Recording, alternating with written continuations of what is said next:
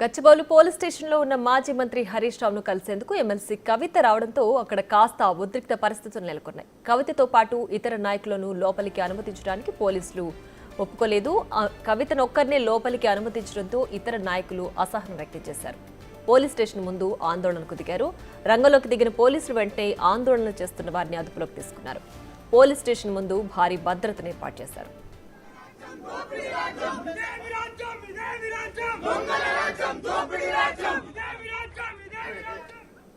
ఇక మరింత సమాచారం మా ప్రతినిధి రాణా లైవ్ లో అందిస్తారు. రాణా, చెప్పండి, ప్రస్తుతం గచ్చిబౌలి పోలీస్ స్టేషన్ దగ్గర పరిస్థితి ఏ విధంగా ఉంది? ఇక్కడ ఎమ్మెల్సీ కవిత హరీష్ రావును కలవడానికి వచ్చారు కదా, సో ప్రస్తుతం పరిస్థితి ఏంటి?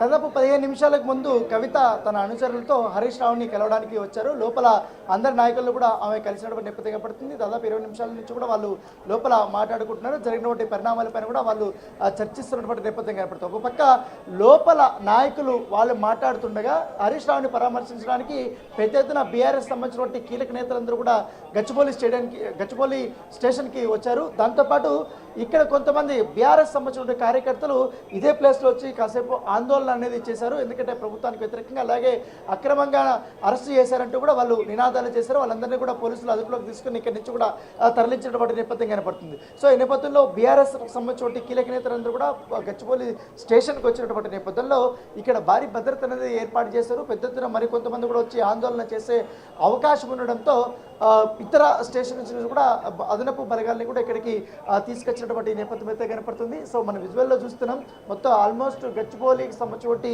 స్టేషన్ అంతా కూడా పోలీసులతోనే నిండిపోయింది. బీఆర్ఎస్ సంబంధించి నాయకులందరినీ కూడా ఇక్కడి నుంచి బయటకు పంపించేశారు. సో కేవలం కొంతమంది మాత్రం నాయకులు వస్తే మాత్రం హరీష్ రావుని కలవడానికి వచ్చినటువంటి వారిని మాత్రం ఒక్కొక్కరిని మాత్రమే లోపలికి అనుమతిస్తున్నారు. మిగతా వాళ్ళందరినీ కూడా బయటకు పంపించేస్తున్నారు. ఎందుకంటే మధ్యాహ్నం 12 గంటల నుంచి కూడా చాలా పెద్ద స్థాయిలో వీళ్ళందరూ కూడా నాయకులు నినాదాలు చేసుకుంటూ ఇక్కడికి వస్తున్నారు.